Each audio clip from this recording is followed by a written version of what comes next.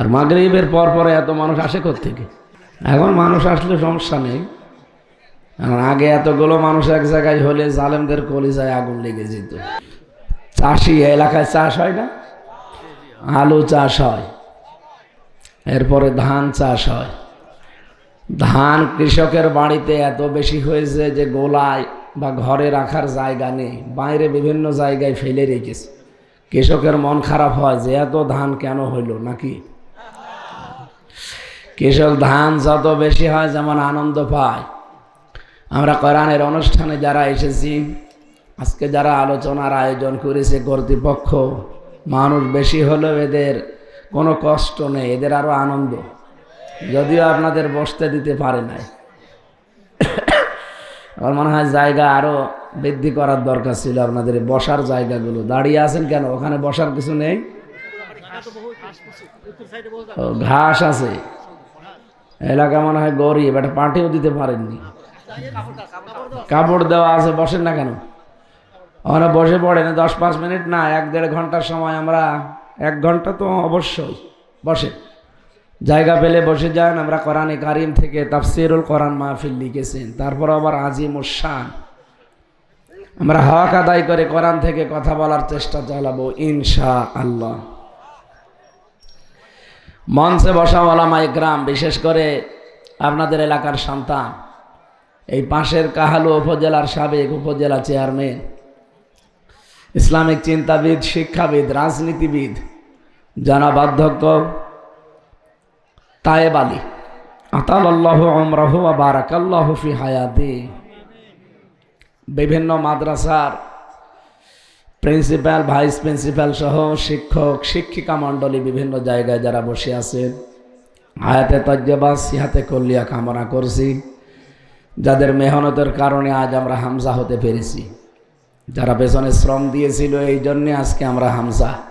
নয়তো আমিও এখন ওই কোনো কারখানায় বসে বসে লোহা পিটাতাম। কি কথা বলেন না কেন? অথবা ধান লাগাতে হতো আমারে।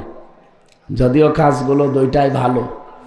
যারা লোহা পিটিয়ে সোজা করে, যারা এই রোদে পুড়ে বৃষ্টিতে ভিজে ধান লাগায়, আল কাসিব হাবিবুল্লাহ, নবীজি বলেন এরা আল্লাহর বন্ধু। এই জন্যে এই গ্রাম অঞ্চল এটা, আপনারা কাজ করে যারা খান, নিজেদেরকে কখনো ছোট মনে করবেন না। অনেক দামি মানুষ আপনি, অন্তত সালমান এফ রহমান এই দরবেশের চাইতে। একটা টাটকা চোর 36,000 কোটি টাকা চুরি করেছে। যদি ইসলাম থাকতো এই দেশে, ওর কবে হাত কাটা পড়ে যেত। কি কথা বলেন না কেন? শুধু ওর না, এদেশে বহু মানুষের হাত গলায় থাকতো না, ঝুলতো। আর আমরা ওই ব্যবস্থার সামনে দেখতে চাই। চোর মুক্ত বাংলাদেশ চাই না, চাঁদাবাজ মুক্ত বাংলাদেশ চাই না। হ্যাঁ, সবাই চাচ্ছে এটা। সুতরাং এইটাই আমাদের আল্লাহ দেখাবেন সামনে। এদেশে চোর থাকবে না। যারা কাজ করে খাচ্ছেন, বিশ্বনবী জানিয়েছেন উতুল আজির আজরাহু ক্বাবলা আইয়া জুফা আরাকুহু, শ্রমিকের ঘাম শুকিয়ে যাওয়ার আগেই তার টাকা তার হাতে ধরিয়ে দাও। এত মর্যাদা আপনাদের। উনি মনে করছেন আমি মাঠে 8-10 ঘন্টা রোদের ভেতরে বৃষ্টিতে ভিজিয়ে ধান লাগাই, এটা আবার কি? এটা আবার কি মানে? আদম নবী নিজে কৃষক ছিলেন, তিনি চাষি ছিলেন। সুবহানাল্লাহ বলতে পারেন না? তিনি চাষ করে খেতেন। সুতরাং যারা চাষ করে খান, সে আলু ঘাটি বলেন আর ধান হোক, আপনারা আদম নবীর বন্ধু। বিশ্বনবী নিজে ব্যবসা করে খেতেন। সুতরাং এখানে যারা ব্যবসায়ী আছেন, আত-তাজিরু সাদুকুল আমিন মান নাবিয়্যিনা ওয়াস সিদ্দিকিনা ওয়াস শুহাদাই ওয়াস সালিহিন, আমানতদার সৎ ব্যবসায়ী যারা, কিয়ামতের দিন তারা নবীদের সাথে, সিদ্দিকদের সাথে, শহীদদের সাথে, সালিহিন বান্দা যারা নেককার, তাদের সাথে হাসরে উঠবে। সুতরাং যারা ব্যবসা করে খাচ্ছেন, কখনো নিজেদেরকে ছোট্ট ভাববেন না, অনেক বড় মানুষ আপনি। মেয়েরা যারা বাড়িতে কাজ করে খান, বিশ্বনবী মুহাম্মদ রাসূলুল্লাহ সাল্লাল্লাহু আলাইহি ওয়াসাল্লামের স্ত্রী হযরতে খাদিজাতুল কুবরার সাথে আপনি জান্নাতে উঠতে পারবেন। খাদিজার তো রাদিয়াল্লাহু তাআলা আনহা, আপনারা জানেন উনি জীবনে নামাজ পড়েননি, রোজা রাখেননি, হজ করেননি, যাকাতও দেননি, একদিন পর্দায়ও থাকেননি। কারণে বিধানগুলো নাজিল হয়েছিল সব তার ইন্তেকালের পরে। এখানে কথা বলেন কেন? নড়াচড়া করা যাবে না ভাই, নিস্তব্ধ হয়ে শোনেন। অথচ জান্নাতে আল্লাহ নিজে ঘর বানিয়ে তার জন্য পাঠিয়ে দিয়েছিলেন। এই পৃথিবীতে একটাই মহিলা যাকে আল্লাহ সালাম দিয়েছেন এবং জান্নাতে ঘর তৈরি করে তার জন্য সুসংবাদ পাঠিয়েছেন যে এই ঘর আপনার জন্য আল্লাহ বানিয়েছে। কি এমন কাজ করলেন তিনি যে নামাজ নেই, রোজা নেই, হজ নেই, জাকাত নেই, জীবনে একদিন পর্দায় থাকলেন না? তার জীবনে সবচাইতে বড় কাজ ছিল স্বামীর পেছনে শ্রম দেওয়া। তিনি স্বামীকে অভয় দিতেন। আমাদের স্ত্রীরা যদি এই অভয়গুলো কোনো স্বামীকে দিতে পারে, সে স্বামী যেন মনে করে যে হ্যাঁ অবশ্যই সে রাসূলুল্লাহর দেখানো পথে আছে। হযরতে খাদিজাতুল কুবরা স্বামীকে বলেছিলেন, কাল্লা ওয়াল্লাহি লা ইউখজিকা আল্লাহু আবাদান, কখনোই না, আপনি ভয় পাবেন না, কখনোই আল্লাহ আপনাকে ভয় দেখাতে পারেন না। ইন্নাকা লা তাসিলুর রাহিমা, ইন্নাকা লা দিয়েছেন, আবার এই লা না দিলে ইন্না না দিলেও অর্থ হয়ে যেত। দুইটা গ্যারান্টি দিয়ে হযরতে খাদিজা বলছিলেন অবশ্যই আপনি রক্তের সম্পর্কগুলো ঠিক রাখেন। এই হাদিসের বর্ণনা থেকে বোঝা যায় যারা রক্তের সম্পর্ক ঠিক রাখে আল্লাহ তাদেরকে পৃথিবীর সব ভয় থেকে মুক্ত রাখেন। আজ বাংলাদেশ সহ বিশ্বে আমরা রক্তের সম্পর্কর ব্যাপারে একেবারে উদাসীন। অনেকে মনে করি এইটুকু আর কি, অথচ এটা আল্লাহর আরশের সাথে ঝুলেছিল। এই যে রেহেম যেটা বলা হয়, রক্তের সম্পর্ক, আল্লাহর কাছে জিজ্ঞাসা করছে রব্বুল আলামিন, সব কিছু তো তোমার বানানো হয়ে গেল, যার সম্পর্কে যা বলে ফেললে, তে আমার সম্পর্কে তোমার কোনো কথা নেই, আমি কি করব? আমার সম্পর্কে তোমার রায় কি? আল্লাহ ওই দিন বলেছিলেন, রেহেম, তোমার সম্পর্কে আমার কথা হচ্ছে, দুনিয়াতে যারা তোমার সাথে সম্পর্ক রাখবে আমি আল্লাহ তাদের সাথে সম্পর্ক রাখবো, যারা তোমার সাথে সম্পর্ক ছিন্ন করবে আমি আল্লাহ তাদেরকে ছেড়ে দেব। বলেন নাউজুবিল্লাহ। কি বুঝলেন এখান থেকে? কত বড় কঠিন বিষয়। আল্লাহ আপনার সাথে সম্পর্ক রাখবে না যদি আপনি রক্তের সম্পর্ক ঠিক না রাখেন। বাংলাদেশে বহু মানুষ নামাজ পড়ে, রোজা রাখে, এই এদিকে তাকান, একটা ড্রোন উড়িয়ে যাচ্ছে, এটা দেখতে যদি আপনি কোরআন বাদ দিয়ে ওইদিকে তাকান, আমার মনে হয় পরিমণি এখন আসলে আপনি সব বাদ দিয়ে দৌড়াতেন। ও বলছে ঠিক।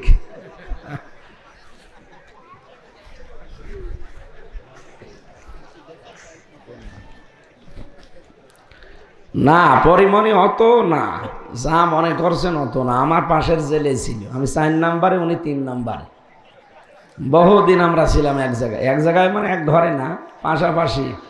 আমার মাঝখানে তো দেওয়াল ছিল, ওটা মহিলা জেল, আমাদের পুরুষ জেল। আদালতে নেওয়ার সময় আমি বহুবার এই কথা তো বললে আবার এরা ছড়াবে যে হুজুর মনে হয় পরিমণি দেখে। আমি ওইভাবে দেখিনি, যতটুকুই দেখলাম যে না অতই না, মানুষ যা মনে করে ও জিনিস অতই না। আর এখন আরো নষ্ট হয়ে গেছে। কি কথা বলেন এখানে? এই যে চেহারাটায় যার কাটিং ঠিক আছে, ভেতরে কিছু আছে।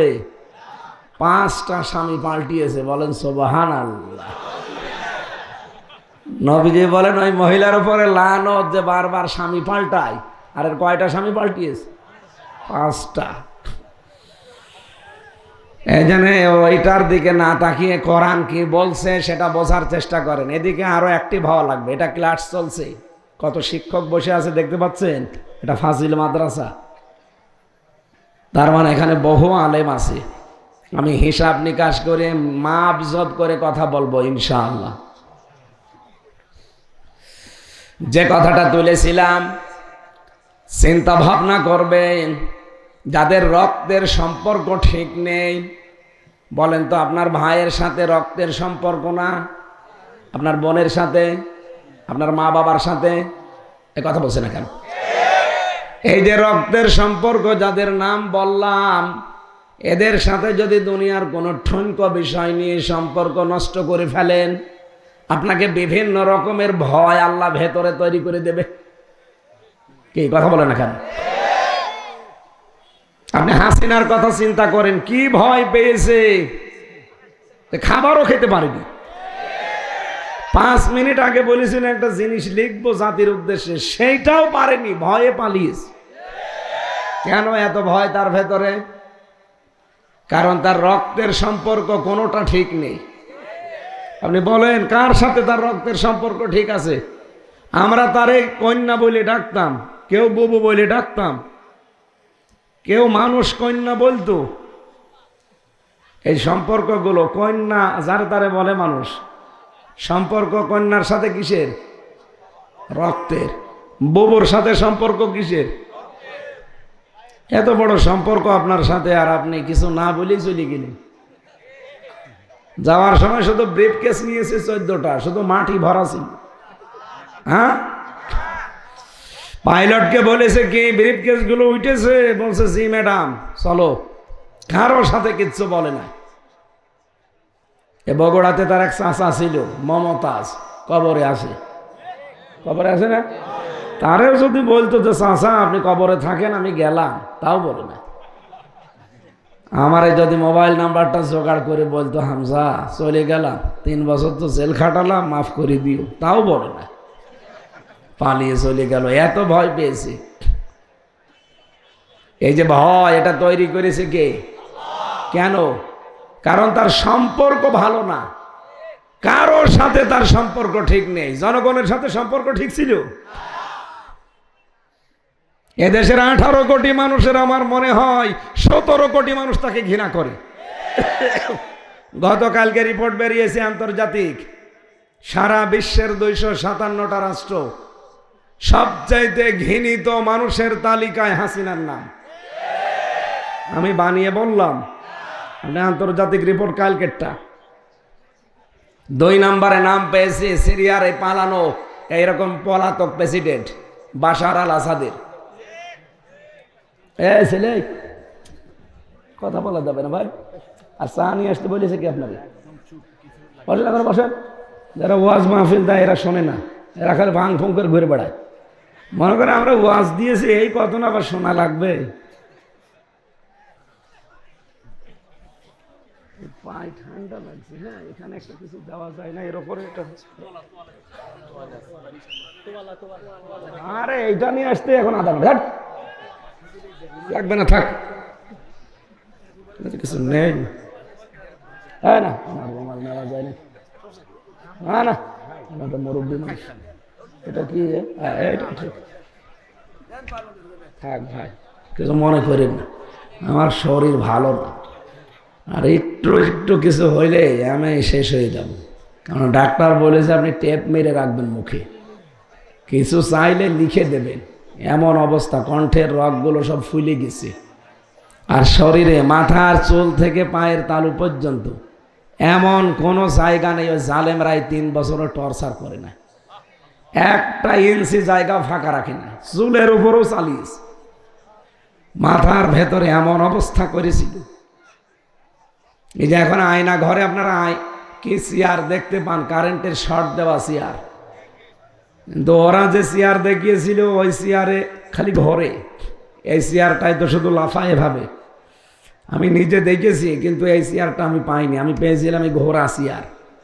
ওরা ক্লিপের সাথে আটকিয়ে দেয়, হাত পা দিয়ে সুইচ টিপ দেয়, 1 মিনিটে 120 বার ঘোরে। একটু পরে মনে হবে যে আমি 3-4টে দুনিয়া দেখতে পাচ্ছি।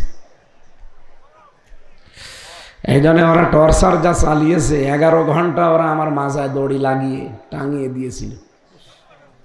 আর পেটানো তো সে আল্লাহর রাস্তায় আসেই। এই জন্য এমন কোনো শরীরে জামা কাপড় খোলাও যায় না, এমন কোনো ইঞ্চি জায়গা ফাঁকা নেই যেখানে ওদের টর্চার নেই, সেটা শারীরিক হোক মানসিক হোক, দুইটাই। আর খাওয়া দাওয়া তো ঠিক মতো ছিলই না, এই জন্য আমি অসুস্থ। স্বাভাবিক হতে আমার কিছুদিন সময় লাগবে।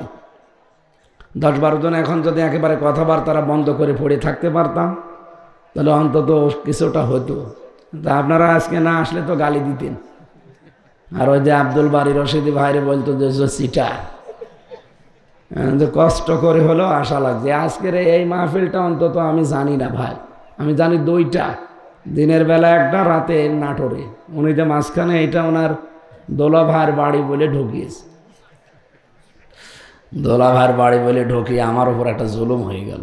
এখন অন্তত ঘন্টাখানিক কথা বললেও তো কণ্ঠের উপর একটা চাপ পড়বে। এই জন্য আমি চাপ দিয়ে কথা বলছি না, আস্তে আস্তে কথা বলছি। বোঝা যাচ্ছে? হ্যাঁ, কথাগুলো বোঝেন। আমাদের রক্তের সম্পর্ক ঠিক রাখা লাগবে ভাই, তাছাড়া আল্লাহ আপনাকে ঘৃণিত করে দেবে, বিভিন্ন ভয় আপনার ভেতরে আল্লাহ ঢুকিয়ে দেবে। স্ত্রী গ্যারান্টি দিচ্ছে, স্বামী আপনি ভয় পাবেন না, কারণ যারা মানুষের সাথে সম্পর্ক ঠিক রাখে তাদের ভেতর থেকে আল্লাহ সব ভয় তুলে দেয়। জিন পরি ভূত যাই বলে, কোনো কিছু তাদেরকে ভয় দেখাতে পারে না। আজ আপনি ভয় পান এই কারণে, কারণ আপনার সাথে আপনার রক্তের সম্পর্কগুলো ঠিক নেই। কথা কি বুঝতেছেন? তাহলে নামাজ পড়া, রোজা রাখা, হজ করা, যাকাত দেওয়ার পাশাপাশি রক্তের সম্পর্ক যাদের সাথে আছে এটা অটুট রাখার দরকার আছে না? এটাও কিন্তু নামাজের মতো ফরজ।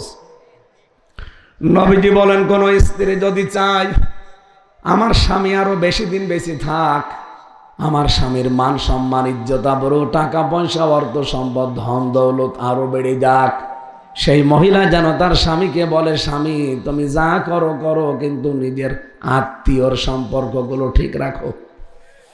কিন্তু এরকম মহিলা এখন দেশে নেই।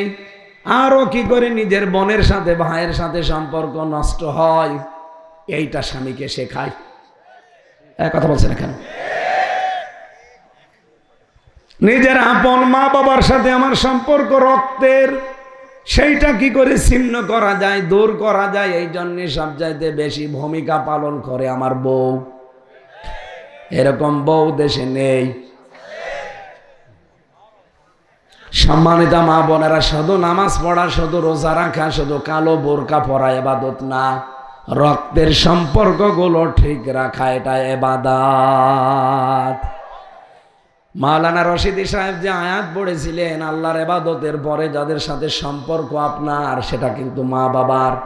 সময় পাইনি এজন্য ব্যাখ্যা করতে পারেননি। আল্লাহ এত বেশি ব্যাখ্যা দিয়েছেন মার বাবার নামে কোরআনে, আমি 3, 5, 7, 12, 17, 22টা পর্যন্ত ব্যাখ্যা পেয়েছি কোরআনে। এত ব্যাখ্যা দুনিয়ায় কারো নামে পড়া কোরআনে আল্লাহ দেয়নি যত ব্যাখ্যা আল্লাহ মার বাবার জন্য সন্তানের সাথে দিয়েছেন। কিন্তু দুঃখজনক হলেও সত্য, এই বাংলাদেশে বহু মানুষ আমরা মা বাবাকে আলাদা করে দেই, বড় ভাইয়ের ভেতরে দিয়ে দেই, অথবা বাড়ি থেকে তাড়িয়ে দেই, বৃদ্ধাশ্রমে রেখে আসে। বলেন, গত পরশুদিন যে দিবসটা গেল 14 ফেব্রুয়ারি, বাংলাদেশের বহু বৃদ্ধাশ্রমে কালকে সাজিয়েছিল রঙিন সাজে। আমি নিজে গিয়েছিলাম নীলফামারী এক জায়গায় বৃদ্ধাশ্রম দেখার জন্যে। যে দেখি এই কোলে 25 জন মা, এই কোলে 25 জন বাবা বসে আছে, প্রত্যেকের চোখের ভেতরে পানি টলটল করছে। আমি 2 জনের সাথে কথা বললাম, একজন বলছে আমার ছেলে ডিসি, আর একজন বলছে আমার ছেলে আমেরিকায় থাকে, বলেই তিনি হাউমাউ করে কেঁদে ফেলেছেন।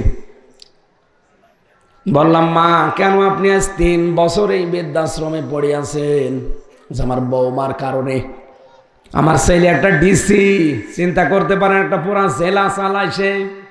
এ বগুড়া জেলা যত বড় এরিয়া, এই পুরা জেলার জন্য ডিসি কয়জন? অথচ ডিসির মা পড়ে আছে বৃদ্ধাশ্রমে 3 বছর। আমার বৌমা শুধু ঘ্যানর করেছে, এই বুড়ি বাড়ি থাকলে তোমার বাড়িতে আমি আর থাকবো না। শেষ পর্যন্ত ছেলে আমারে রেখে গেছে, মাসে মাসে খরচ পাঠিয়ে দেয়। কিন্তু আমার তো মনে হয় শেষ বয়সে এসে আমার নাতি নাত করে নিয়ে একটু আনন্দ ফুর্তিতে কাটাবো, অথচ আজকে এই বুড়ো বুড়ির সাথে আমি পড়ে আছি। এখানে নেই কোনো আত্মীয় স্বজন, নেই কোনো রিলেটেড, রক্তের সম্পর্কের কেউ নেই, আমি একা। প্রত্যেকের চোখের দিকে তাকিয়ে আমার মনে হচ্ছিল প্রত্যেকটি মার বাবা তার সন্তানের জন্য বরদোয়া করছে। বলেন তো, তাদেরও আমাদের মতো সন্তান নেই? বলেন না কেন? আর একজন বলছে আমার ছেলে আমেরিকায় থাকে, বিশাল ফ্যাক্টরি দিয়েছে সেখানে শুনেছি।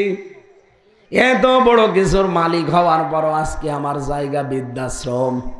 কথাগুলো শোনার পরে চিন্তা ভাবনা এসেছে আমার, শুধু ওই ডিসি ও আমেরিকায় থাকে এই সন্তানেরই দোষ না, ওই পুত্রবধূদের দোষ দিচ্ছিল ওনারা, শুধু ওই বেটার বড় দোষ না, দোষ ওনাদেরও আছে। আরে আল্লাহর পরে যাদের স্থান, সেই মা বাবার কথা যেই কিতাবে লেখা আছে সেই কিতাবই তো তাদেরকে পড়ায়নি। কি মাওলানা আব্দুল বারিকে তার মা বাবা পড়িয়েছে, এটা এই জন্য উনি তেলাওয়াত করে আপনাদের শোনাচ্ছিল যে ওয়াকাদা রাব্বুকা আল্লা তা'বুদু ইল্লা ইয়্যা, আমি আল্লাহ রায় দিয়েছি আমার ছাড়া কারো ইবাদত করা যাবে না। ওয়া বিল ওয়ালিদাইনি ইহসানা, আমার পরে আমি আল্লাহ স্থান দিয়ে দিলাম তোমার মা বাবার, তাদের সেবা করা লাগবে। বলেন তো আল্লাহর ইবাদত করা, আল্লাহর আইন মানা কি? আরো জোরে বলেন, সবাই বলেন। মা বাবার আইন মানা না। না, এখানে আলেম বসে আছে না, আপনি আন্দাজে ফরজ বললেন কেন? মাঝখানে ওয়া আল্লাহ খেলা করার জন্য দিয়েছে। কোরআনের প্রতিটা শব্দ গবেষণামূলক, চিন্তা ভাবনা করে কথা বলবেন। আলেমরা আছে, আপনি আন্দাজে বলতেছেন না। আল্লাহর আইন মানা এটা ফরজ, এর ভেতরে কোনো প্রশ্ন নেই। কিন্তু মা বাবার আইন মানা ফরজ না, মা বাবার সেবা করা ফরজ। কথা বলছেন? কেন বলছে? আমি 2 বার রিপিট করলাম কথাটা, আমি আর একবার করছি রিপিট। বলেন আল্লাহর আইন মানা কি? মা বাবার আইন মানা কি? ফরজ না। মা বাবার সেবা করা ফরজ, সাধ্যমতো তাদের পেছনে খরচ করা ফরজ। কি কথা বললেন না কেন? কি বুঝলেন এখান থেকে বলেন আপনি? আল্লাহর পরে যাদের স্থান, রক্তের সম্পর্ক আমার সাথে সবচাইতে বেশি যাদের, তারা কারা? আরো জোরে বলেন। সেই মা বাবার আইন যদি মানা ফরজ না হয়, পৃথিবীতে কোন মহারথী আছে যে তার আইন মানা ফরজ হয়ে যায়? সুতরাং এই বাংলাদেশে আল্লাহর আইন ছাড়া অন্য কারো আইন চলবে না, এইটাই ফাইনাল। সামনে আল্লাহর আইন ছাড়া কারো আইন চলবে, আমরা চলতেও দেব না। এই কথা বলেন না কেন? কত দূর গেল আপনি টের পেয়েছেন? আমার এ কথা কত দূর গেছে আপনি টের পেয়েছেন? অন্তত সারা দুনিয়া না গেলেও বাংলাদেশে আমরা এটা রাখতে চাই সামনে। আমরা যারা আল্লাহর বান্দা দাবি করছি, আল্লাহর রায় মেনে নেওয়া লাগবে। মা বাবার আইন মানা ফরজ না, যেখানে তাদের সেবা করা ফরজ, তাদের খেদমত করা ফরজ। অথচ আজ পৃথিবীতে বহু নেতা তারা আইন বানিয়ে আমাদেরকে মানতে বাধ্য করছে। এটা একটা শিরিক। এটা কি? এটা যে শিরিক তার প্রমাণ সূরা আরাফের 54 নম্বর আয়াতের মাঝে পাবেন, সূরা ইউসুফের 40 নম্বর আয়াতের মাঝে পাবেন। আলা লাহুল খালকু ওয়াল আমরু ইনিল হুকমু ইল্লা লিল্লাহ। এই 2টা আয়াতের সামারাইজ কথা এই, সৃষ্টি যার আইন চলবে তার, সৃষ্টি যার আইন চলবে, আরো জোরে আইন চলবে। সুতরাং এই দেশটা যেহেতু আমার আল্লাহর সৃষ্টি করা, এখানে আইনও চলা লাগবে আল্লাহর। আল্লাহ বাদে কারো আইন আমরা চলতে দেব? যারা আল্লাহর আইনের বিপক্ষে অবস্থান নিয়েছেন, আল্লাহর আইন নিজেও মানেন না, অন্য কেউ মানবে, মানতেও দেন না, আপনি কিন্তু আর মানুষ নেই, আপনি একটা শয়তান। এমনকি আল্লাহর আইনকে যারা মানতে চায়, যারা মানাতে চায়, তাদেরকে কত রকমের অপবাদ এখন বাংলাদেশে দেওয়া হচ্ছে। আরে ভাই 15.5 বছরে দিয়েছে, সেটা তো দিয়েছেই, এখন আবার নতুন করে দিতে চান কোন কারণে? নতুন করে আপনি কোথায় পাচ্ছেন এই সাহস? কুড়িগ্রামে গতকালকেও একজন এই কথা জানিয়েছে যে কোরআন শরীফ জামাত ইসলামের ভাওতাবাজি। সে যেই হোক, এই লোকটা যদি এ কথা বলে এখনো তওবা না করে কিন্তু কাফের হয়ে গেছে। এই কথা বলেন না কেন? যে দলের লোক আপনি হন, আমার কোনো কিছু দেখার দরকার নেই, আপনি কাফের। কারণ কোরআন জামাত ইসলামের না, কোরআন চরমোনার না, কোরআন আট রশির না, কোরআন কার? আরো জোরে বলেন। আপনি কি শব্দ বললেন? যে কোরআন জামাত ইসলামের ভাওতাবাজি বই, কোরআন দিয়ে নাকি জামাত ইসলাম রাজনীতি করে, ধর্ম ব্যবসা করে। আপনি কথা বলতে পারলেন এটা কোথায় যে লেগেছে আপনি টের পাচ্ছেন? এটা সরাসরি আল্লাহর আরশে ধাক্কা খেয়েছে। কোরআনের একটাও অক্ষর অস্বীকার করলে যার ঈমান থাকার কথা না, আর আপনি পুরা কোরআনকে বলছেন এটা ভাওতাবাজি জামাত ইসলামের বই। আপনার ঈমান নেই। আপনার নাম যদিও জুলফিকার আলী, কিসের জুলফিকার আপনি? আপনাকে ঈমান আনা লাগবে, আবার নতুন করে কালেমা পড়ে। এইরকম মানুষ বাংলাদেশে যত আছে, তারা যদি কালেমা পড়ে নতুন করে আবার ঈমান নবায়ন না করে, ওই লোকটা কাফের। ওর জানাজা পড়া জায়েজ নেই, ওকে যে সাপোর্ট করবে সেও কাফের। কারণ ঈমান ভেঙে যাওয়ার কারণ 10টা, তার 9 নাম্বারের কারণে কেউ যদি কাফেরকে কাফের মনে না করে সেও কাফের। এই কথা বলেন না কেন? যালিকা বিআন্নাহুম কারিহু মা আনজালাল্লাহু ফাআহবাতা আমালাহুম। সূরা মুহাম্মদের 9 নম্বর আয়াত। আল্লাহ পাক বলেন ওরা কোরআন মানে না এমন না,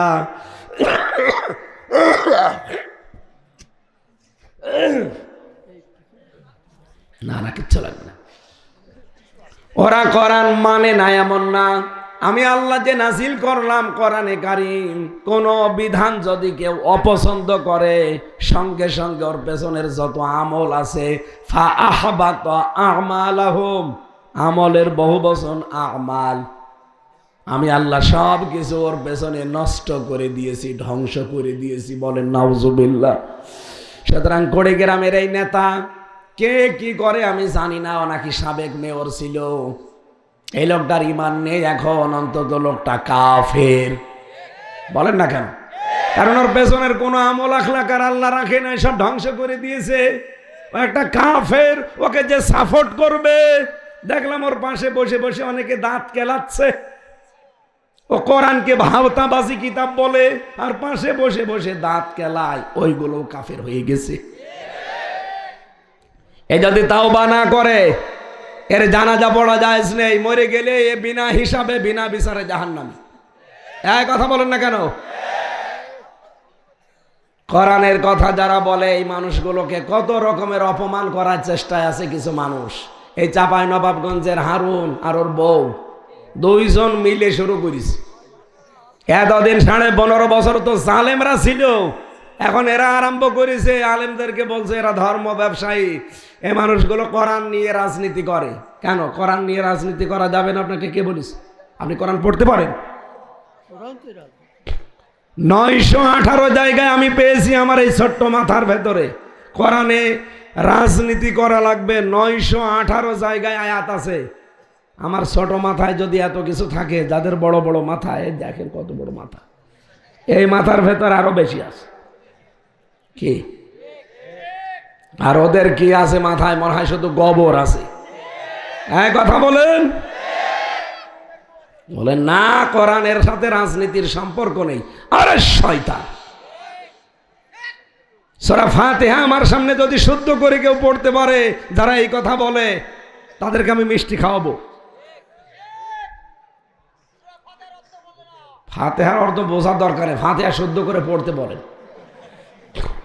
তাহলে আজকের আয়াত থেকে প্রথম শিক্ষা কি নিলাম? আমি আব্দুল বারী রশিদি ভাইয়ের তেলাওয়াতকৃত আয়াতের প্রথম অংশ বলেছিলাম যে আল্লাহ ছাড়া কারো আইন মানা, কিন্তু মা বাবার আইন মানা ফরজ না, মা বাবার সেবা করা ফরজ। মা বাবার সেবা করা, তাদের পেছনে সাধ্য মতো খরচ করা। এজন্য সাবধান থাকবেন। খুব দামি জিনিসেরা, হাজারো সন্তান নষ্ট হয়ে যাচ্ছে শুধু বউর কথা মতো চলতে গিয়ে। এই মা বাবাকে এমন জায়গায় রাখে। আমার এক বন্ধুর কাহিনী বলেছিলাম একবার, 19 সালে আমি শিক্ষার জন্য শুধু টাচ দিচ্ছি। এত গরিবের ছেলে, মা আর বাবা দুইজন। মা মানুষের বাড়িতে এই যে ঝিয়ের কাজ করে, থালা বাসন ধুয়ে দেয়, আর বাবাটা কাজ করে রাস্তাঘাটে এই শ্রমিকের। পরীক্ষার ফিস দেবে মাস্টার্সে, টাকা নেই। বাবাকে বলছে 4,500 টাকা এখন লাগবে, যদি আজকের ভেতরে দিতে না পারো আমার 1 বছর শেষ। বিভিন্ন জায়গায় ভিক্ষার মতো করে করে যে একটু টাকা দেন, আমার ছেলেটার জীবনটা বাঁচান। ঝিয়ের কাজ করে যে কয়টা টাকা হয়, কয় টাকায় দেয়, ওই 1,500 2,000 টাকা পাওয়া যায় মাসে মাসে। সংসার খরচ আছে, এর বাবার আর কয় টাকায় উপায় হয়, সব মিলে মানুষের কাছে ভিক্ষা করে ধার করে করে বলে নিন 4,500 টাকা নিন। পরীক্ষা দিয়ে ছেলেটার মেধা ভালো ছিল, মাস্টার্সের রেজাল্টও ভালো হয়েছে, পরবর্তীতে একটা চাকরিও পেয়েছে উন্নত, বিয়ে করেছে প্রেম করে। ধনী মানুষের মেয়ে, পরিচয়টা গোপন করে বিয়ে করেছিল, কারণ ওই পরিচয় দিলে তো ওই মেয়ে ওর সাথে বিয়ে করবে না। শেষ পর্যন্ত মিথ্যার আশ্রয় নিয়ে বলেছে আমার মা বাবা আমেরিকায় থাকে, এই কথা বলে বিয়ে করেছে। বিয়ে করে ঢাকাতেই ফ্ল্যাট নিয়ে থাকে, কারণ বেতন পায় তো ভালো। কিছুদিন যাবার পরে মার অসুস্থ, এমন একটা অসুখ প্রতিদিন 300-400 টাকার ঔষধ লাগে। ছেলেটা কিছুদিন টাকা পাঠিয়েছিল, এখন আর পাঠায় না, কারণ বউটা এখন গোপনে সব জেনে ফেলেছে যে এর মা বাবা ঝিয়ের কাজ করে বেড়ায়। বাঁধি দিয়ে দিত। শেষ পর্যন্ত যাক, প্রেমের বিয়ে তো আছে টিকে, কিন্তু বলেছে শর্ত, তোর মা বাবার কাছে যেতে পারবি না, তাদের পরিচয়ও কোনো জায়গায় দেওয়া যাবে না, কারণ আমরা যে স্ট্যাটাসে আছি এখানে ওই মা বাবার পরিচয় দিলে চলাফেরা করা যাবে না। বর মন রক্ষা করতে গিয়ে শেষ পর্যন্ত বলছে ঠিক আছে, ওদের সব ডিলেট। বাবা চিন্তা করছে টাকা পয়সা তো পাঠায় না, আর আমি তো ঢাকায় যাব কি করে, খোঁজও নেই। বহু কষ্ট করে একটা রিক্সা রাতের বেলা ভাড়া নিয়েছে, দিনের বেলা রিক্সা চালাতে পারে না, কারণ মানুষ চিনে ফেলে বলবে তোমার ছেলে শুনলাম এত বড় চাকরি করে আর তুমি রিক্সা চালাও, ছেলের যেন বদনাম না হয়। এই জন্য রাতের বেলা রাতটা ভাড়া নেয়। এই যে ঢাকা থেকে বগুড়া, জয়পুরহাট, নওগাঁ, এ সমস্ত জেলাতে যে নাইট কোচগুলো আসে, এইগুলো যখন এসে নামিয়ে দেয় রাত 12টা 1টা 2টায়, ওইগুলোর ভাড়া মারে, কিছু টাকা পেলে রিক্সা ভাড়া শোধ দেয়, আর বাকি টাকা নিয়ে ঔষধ কেনে। আজকে সারা দিন হয়ে গেল কিছুই পাইনি, খুব কষ্ট করে আজকের দিনে রিক্সাটা ভাড়া নিয়ে বসে আছে, মনে করেন জয়পুরহাটে। ঢাকার ফার্ম গেটে এই ছেলেটার সাথে গ্রামের একজনের দেখা, ডাক দিয়ে বলে ভাই আপনি তো খুবই আরামে আছেন, সাই স্যুট প্যান্ট পরে, অথচ আপনার মা আজ কয়েকদিন হলো অসুস্থ, মনে হয় আর বাঁচবে না। স্ত্রীর কাছে অনুমতি চাইতে গেছে যে আমার মা অসুস্থ, শেষ দেখা দেখতে যায়, বলে না ওদের পরিচয় দেওয়া যাবে না। ওর গেছে রাগ হয়ে, আচ্ছা আমার মাই যদি না বাঁচে তোরে আমি কি করব, তোরেও আমি আর রাখবো না। রাগ করে রাগারাগি করে চলে এসেছে ওর কথা না শুনে। নাইট কোচে এসে নেমেছে মনে করেন জয়পুরহাটে, রাত 2টা বাজে তখন। এই শীতের রাতে কুয়াশার ভেতরে বাস থেকে নেমেই দেখে একটা রিক্সা, টিম টিম করে আলো জ্বলছে। সন্তানটা বাস থেকে নামার পরেই মুরব্বী চেহারার দিকে তাকিয়ে চিনে ফেলেছে। চিন্তা করছে এখনো কয়েকজন বাস থেকে নামছে, সামনে যদি যাই আমার পরিচয় পেলে হয়তো আমার ছেলের সম্মান নষ্ট হবে। গামছা দিয়ে মুখটা পেঁচিয়ে নিয়েছে, শুধু চোখ দেখা যায়। যে কণ্ঠের স্বর উলট পালট করেছে, ডাক দিয়ে বলছে স্যার যাবেন আপনি? কোথায় যাবেন? বলছে পান্তাপাড়ায় যাব, কানু মিয়ার বাড়িতে, চলেন আপনাকে নিয়ে যাচ্ছি। ভাড়া মিটিয়ে নিয়ে যাচ্ছে, যেহেতু সারাদিনের প্রায় না খাওয়া শরীর, ওদিকে মাটা অসুস্থ হয়ে পড়ে আছে। এই কঠিন পরিস্থিতিতে যেতে যখন পারে না, পেছনে ধাক্কা দিয়ে বলে কেমন চালান, জোরে চালান। মুরব্বী মানুষ এমনিতেই প্যাটেল তো মারতে পারে না, রিকশার প্যাটেল যেভাবেই হোক আস্তে আস্তে যাচ্ছে, আবার ধাক্কা দিয়েছে। এই বয়সে রিকশা নিয়ে আসতে পারেন, চালাতে পারেন না। আপনার কি ছেলে নেই? দ্বিতীয় ধাক্কা দেওয়ার পরেও কিছু বলে নাই, 3 নাম্বার ধাক্কা চাই দিয়েছে। মুরব্বী গেছে হুবড়ি খেয়ে পড়ে, রোডের ওপরে পড়ে গেছে, দাঁত ভেঙে, পার নখ গেছে কেটে, রক্ত বের হচ্ছে। রক্ত বের হয় এজন্য জলাজলি করে। রিকশা থেকে যেহেতু পড়ে গেছে, এবার কষ্ট করে দাঁড়িয়েছে, ডাক দিয়ে বলছে, স্যার আপনার মোবাইলের লাইটটা একটু বের করে। কেন? দরকার আছে। মোবাইলের লাইট যখন বের করে বলছে, আমার মুখের দিকে একটু তাকান। মুখ থেকে গামছাটা খুলে ফেলে সামনে নিয়ে বলছে, দেখেন তো আপনি আমারে চিনতে পারেন কিনা। আপনাকে স্যার বানাতে গিয়ে আমার জীবনটা নষ্ট হয়ে গেছে। আমি মানুষের বাড়িতে ভিক্ষা করে করে তোমার পরীক্ষার ফিস দিয়েছিলাম। তোমার মা বাড়িতে ঝিয়ের কাজ করে থালা বাসন ধুয়ে ধুয়ে টাকাগুলো তোমার হাতে দিয়েছিল। তুমি আজকে শার্টটাই পরে আসো। তোমার স্যার বানাতে গিয়ে আমাদের 2 জনের জীবনই শেষ হয়ে গেছে। তুমি প্রথমবার ধাক্কা দিয়েছিলে, যে এই বয়সে রিকশা চালান, আপনার ছেলে নেই, ছেলে তো আছে পেছনে বসা, করবো কি? তৃতীয়বার যখন ধাক্কা দিলে দেখেন আমার পড়ে গিয়ে দাঁত ভেঙে গেছে, আমার পায়ের আঙ্গুল কেটে রক্ত বের হচ্ছে। ও স্যার, আমার কথা বাদ দিলাম, আপনার মার অবস্থা কিন্তু একেবারেই খারাপ। 7 দিন বিছানায় পড়ে আছে, নড়াচড়া নেই। আমি ঔষধগুলো বহু কষ্ট করে কিনে কিনে তারে দেই। দিনের বেলা রিকশা চালাতে পারি না তোমার সম্মানের ভয়ে। রাতের বেলা আমি রিকশাটা ভাড়া করেছি, নিয়ে বের হই, যেই কয় টাকা পাই ওইটা দিয়ে ঔষধ কিনতে চলে যাই। এই জন্য সারাদিন আমি প্রায় না খেয়ে আসি। ছেলেটা রিকশা থেকে লাফ দিয়ে নেমে বাবার পা জড়িয়ে বলছে, আব্বা আমারে মাফ করে দেন। আপনি ওঠেন রিকশায়, আমি কষ্ট করে ঠেলে হলেও বাড়ি নিয়ে যাব। কোথায় পেয়েছেন আপনি রিকশাটা? সে এলাকায় তো আমার মতো গরিব মানুষ নেই, তুমি নিজেও জানো। রিকশা পাবো কোথায়? আমি ভাড়া নিয়েছিলাম রাতের জন্যে। দিনের বেলাও ভাড়া মারতে পারি, কিন্তু তোমার সম্মানের জন্য আমি মারি না, মানুষ খারাপ বলবে। বাড়িতে তাড়াতাড়ি চলো, মনে হয় মাকে শেষ দেখা যাবে না। বাড়িতে পৌঁছানোর আগে 10 মিনিট আগে ওর মা মারা গেছে। দৃশ্য দেখে 2 মিনিটের ভেতর ওর বাবা হার্ট অ্যাটাক করে মরে গেছে। মার বাবার লাশ জড়িয়ে ধরে হাও মাও করে কাঁদে, বলে, বাবা দুনিয়া থেকে চলে গেলে আমারে মাফও করে গেলে না। পৃথিবীতে এখন আমাকে ডাকার মতো আর কেউ থাকলো না। ওদিকে ওর বউ যে তো রাগারাগি করে এসেছে, এই জন্য ডিভোর্স নামা পাঠিয়ে দিয়েছে। ওর অফিসে কমপ্লেন দিয়ে ওর চাকরিটা চলে গেছে।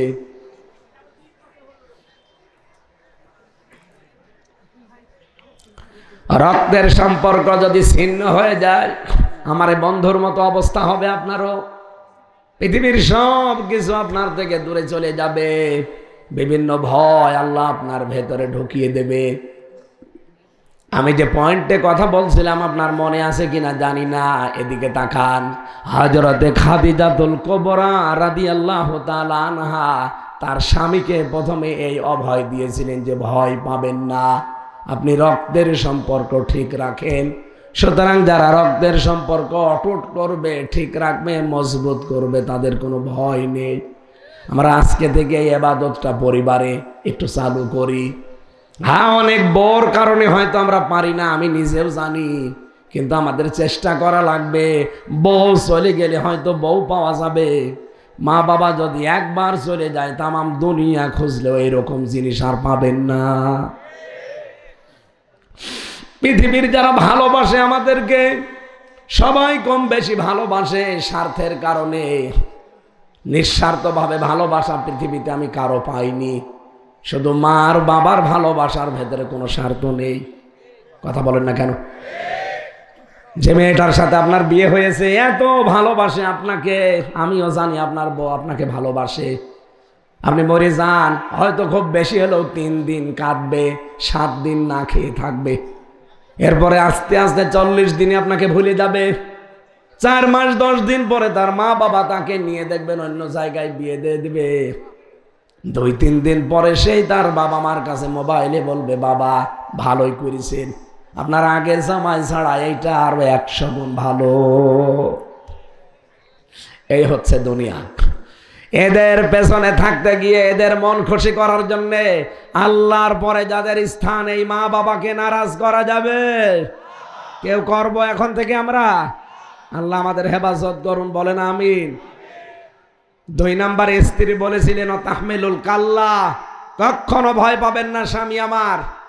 আপনি মানুষের বোঝা বহন করেন, ঋণের বোঝা, কষ্টের বোঝা, দুঃখের বোঝা, মানুষের বোঝা আপনি হালকা করে দেন। আপনি ভয় পান কেন?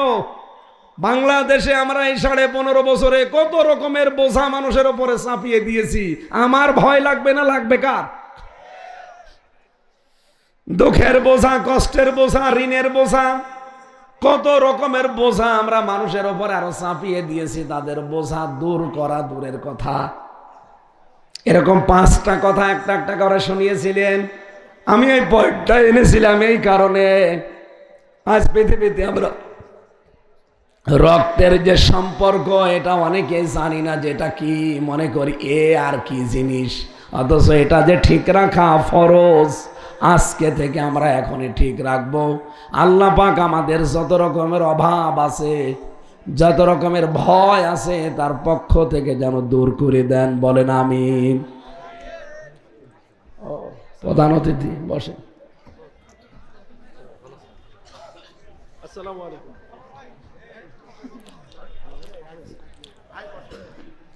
আমাদের সাবেক এমপি না, না এখানে একটা কথা শোনেন, এই 15.5 বছরে যারা এমপি হয়েছে, মন্ত্রী হয়েছে, উপজেলা চেয়ারম্যান হয়েছে, মেয়র হয়েছে, এরা পোস্টারে যেন সাবেক এমপি না দেয়। ওনাদের 6 জনেরটা ভিন্ন, কারণ ওরা যে জিহাদ করে হয়েছে সেটা তো আমরা জানি। বাকি যারা পালিয়েছে এই 300 এমপির ভেতরে, এরা যদি সাবেক এমপি লেখে কোনো জায়গায়, সাবেক মন্ত্রী লেখে, ওদের সাবেক চোর লেখা দরকার, সাবেক ডাকাত লেখা দরকার। কারণ আপনাদেরকে আমরা ভোট দেইনি, এই কথা বলেন না কেন? ভোট দিয়েছি আমরা। আমার 33 বছর বয়স, 18 বছর থেকে ভোট দিতে আরম্ভ করলে আমি 3 বার ভোট দিতে পারতাম, একবারও পারিনি। তার মানে ভোট এতদিন হয়নি। আগামী থেকে যেন আমার ভোট আমি দিতে পারি সেই ব্যবস্থা করা লাগবে। এই কথা বলেন না কেন? এটা আবার নস্যাৎ করার জন্যে মোদি সাহেব গিয়েছিল অলরেডি ট্রাম্পের কাছে, এই বাংলাদেশ সম্পর্কে কিছু মিথ্যা তথ্য তার কাছে দিয়ে আবার ওই ডাইনি বুড়িকে এসে বসাবে। কিন্তু ট্রাম্প তো জাতে মাতাল হলো, তাহলে ঠিক আছে। আমাদের ইউনূস সাহেব, ডক্টর মোহাম্মদ ইউনূস, যেই দিন মোদি গেছে ঠিক ওই দিনই আন্তর্জাতিক মিডিয়াগুলো নিয়ে আয়না ঘর আবিষ্কার করছে। এই যে এই দেখেন, এই সেই ইলেকট্রিক শর্ট দেওয়া চেয়ার, এখানে 12 বছর মানুষকে ঘরের ভেতরে আটক করে রেখেছিল এই মহিলা। জাতিসংঘ ওই দিনই রিপোর্ট দিয়েছে, ডোনাল্ড ট্রাম্প যা বলবে সব ভুলে গিয়ে বলছে হাসিনার ব্যাপার আর আপনার ব্যাপার আপনারা মিটান, ওর ভেতরে আমরা নেই, ওদের গুড়ে বালি। সুতরাং আবার ভোট ছাড়া নির্বাচনের ব্যবস্থা, এটা করার জন্যই মোদি এই চেষ্টা চালাচ্ছিল। যেহেতু আল্লাহ আমাদের বাঁচিয়ে দিয়েছে, সামনে আমরা চাই যেন আমার ভোট অন্তত আমি নিরাপদে দিতে পারি।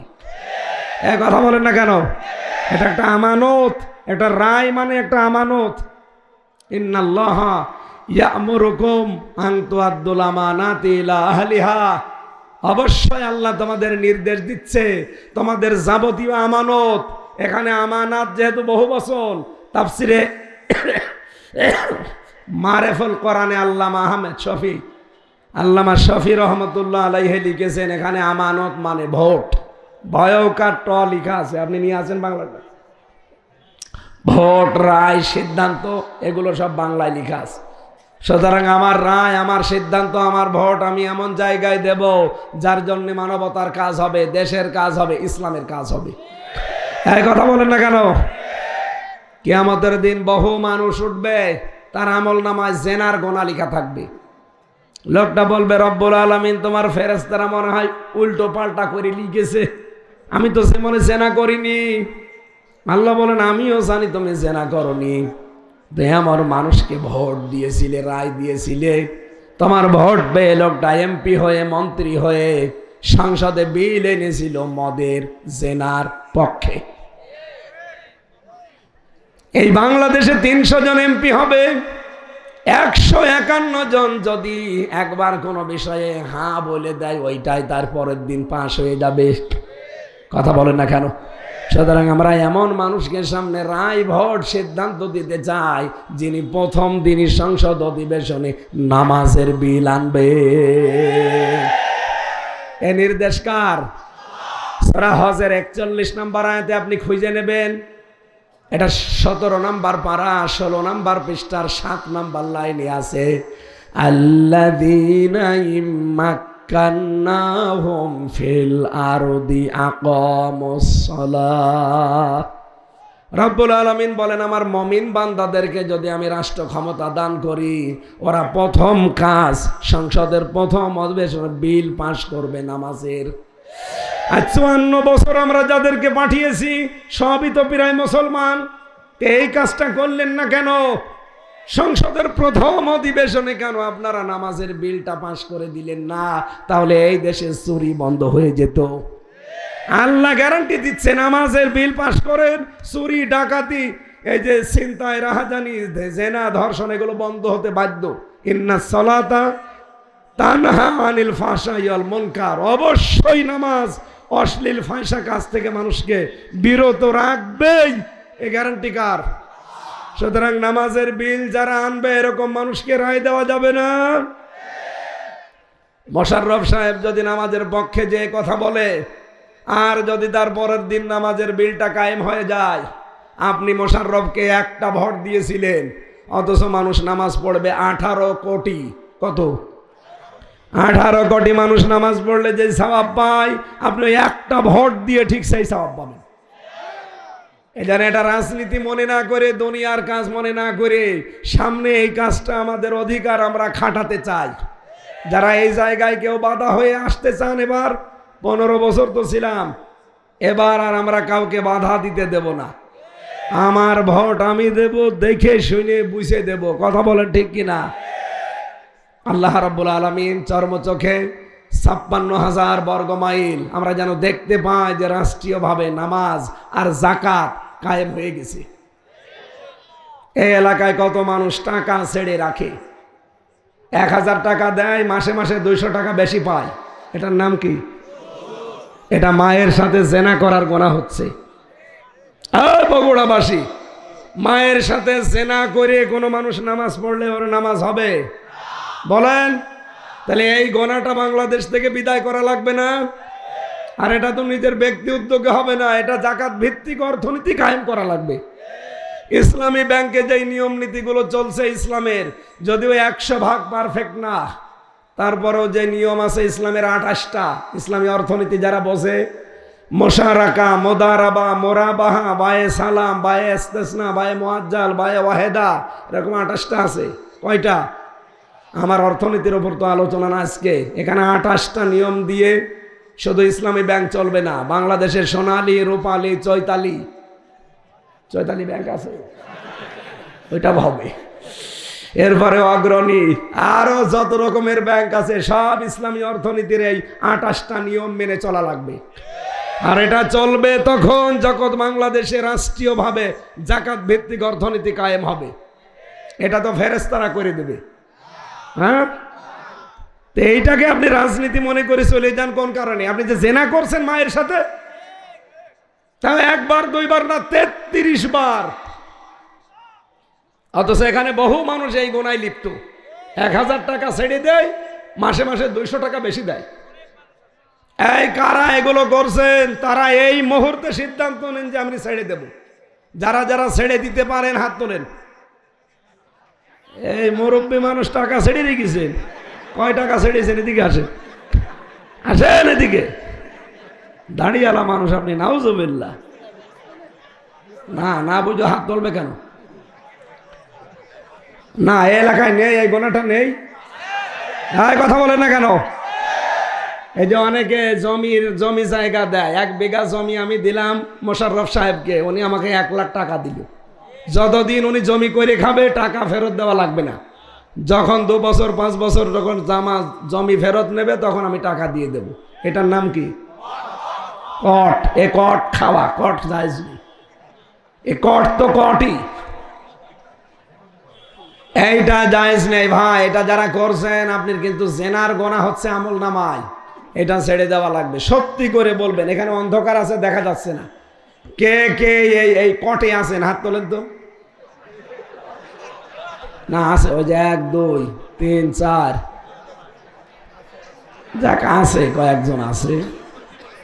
সত্যি কথা বলেছেন, আলহামদুলিল্লাহ ভাই। এটা ছেড়ে দেওয়া লাগবে। আপনি না খেয়ে মরে যান, দরকার হয় আপনি না খেয়ে মরে যান, অন্য কিছু চেষ্টা করেন, এটা বন্ধ করেন। আর এটা যদি জায়েজ করে নিতে হয় 2টা পদ্ধতি আছে, বলবো। যতদিন মোশাররফ সাহেব এই জমি করে খাবে ততদিন ওনাকে এই যে দেশের যে খাজনার সিস্টেম আছে সরকারকে দেওয়া লাগে বছরে বছরে। 1 বিঘা জমিতে কত? আমি জেলে যাওয়ার আগে 20 সালে জানতাম 67 টাকা। 1 বিঘা জমিতে খাজনা আসে কয় টাকা? 67। এখন হয়তো বাড়তে পারে, খুব বেশি বাড়বে না, হয়তো 70 টাকা হতে পারে। এই টাকাটা যেই কয় বছর উনি জমি করে খাবে ওই টাকা ওনারে দেওয়া লাগবে। 2 নম্বরে যখন উনি আমার কাছ থেকে টাকা ফেরত নেবে 1 লাখ, তখন 8 থেকে 10,000 টাকা কম নেওয়া লাগবে। আমি জানি আপনারা এটা মানবেন না, কারণ এটা লস হয়। এই লাভ লসের মালিক কে বলেন তো? আপনার লাভ হলো লস হলে আল্লাহর বিধান আগে, তারপরে তো লাভ লস। 1 লোক গরু বিক্রি না করে নিয়ে আসতেছে, ডাকাতের কাছে ধরা। চাচা গরু বিক্রি করেননি? বলছে বাবাজি দাম পাইনি। বলছে দাম পাওয়ার দরকার কি, টাকা তো আমরা নেব। আপনার লাভ হোক লস হোক আপনি বিক্রি করে দেবেন, টাকা তো আপনি বাড়ি নিয়ে যেতে পারবেন না, টাকা তো আমাদের। তা আপনার লস হোক লাভ হোক ওইটা দেখার দরকার নেই, বিধান কার? যদি এই কোর্ট সিস্টেম জায়েজ করে নিতে চান এই 2টা শর্ত মানা লাগবে। এরপরে আরো 2টা আছে, খাই খালাসি আছে। এই এলাকায় কি বলে আমি জানি না।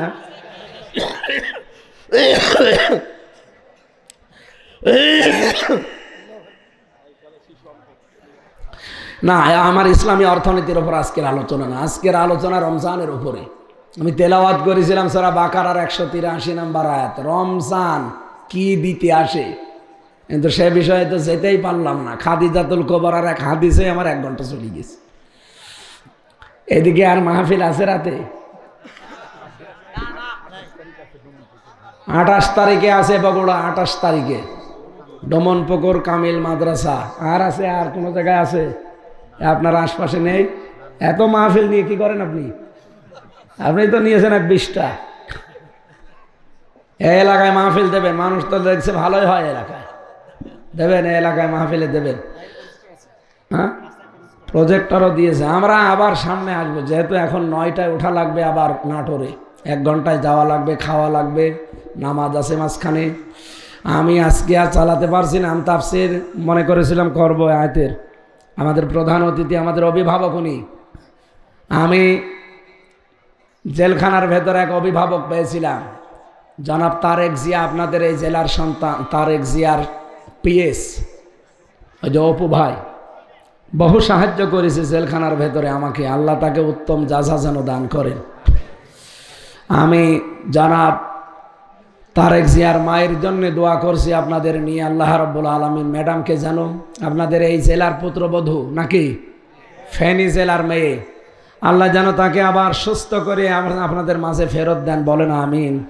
আমরা তাফসীর শেষ করতে না পারার কারণে মাপ চেয়ে নিচ্ছি আজকের মতো। আর কণ্ঠটাও বসে গেলে ওই জায়গায় যে কথা বলতে পারবো না। আমি মাপ চেয়ে শেষ করলাম। প্রধান অতিথি আমার তো সালাম দিক, এরপর একটু মোনাজাত করে দিয়ে বাড়ি চলে যান। ওই যে